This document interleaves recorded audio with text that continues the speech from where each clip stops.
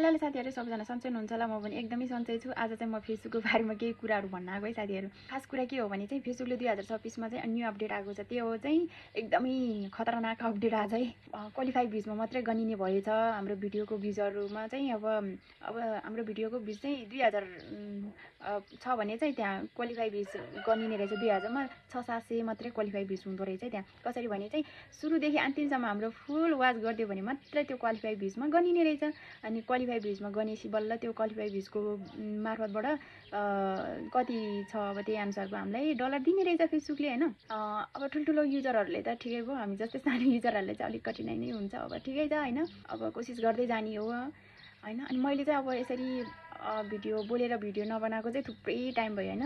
अनि त्यसपछि अहिले चाहिँ यसरी बोलेर बनाउँदैछु। अनि अहिले चाहिँ कस्तो कस्तो फिल भइरहेछ कि त्यो बानी नभएर नि हुनसक्छ हैन। अब मैले चाहिँ अबदेखि चाहिँ यसरी नै कन्टिन्यू बोल्छु भन्छु है। फेरि त्यसपछि त हराइहाल्छ है के बनाऊँ भन्ने हुन्छ नि त।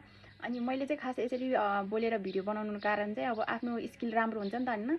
अब इम्प्रुभ हुँदै जान्छ, एकदमै राम्रो हुँदै जान्छ आफ्नो स्किल भनेर चाहिँ मैले यसरी बोलेर भिडियो हाल्न थालेको है साथीहरु। अबदेखि चाहिँ कोसिस गर्छु यसरी बोलेर भिडियो बनाउँछु भनेर है। त्यही भन्न आएको है साथीहरु। सबैजनालाई साथ सपोर्ट गरिदिनु होला, सुरुदेखि अन्तिमसम्म हेरिदिनु होला भन्न चाहन्छु है।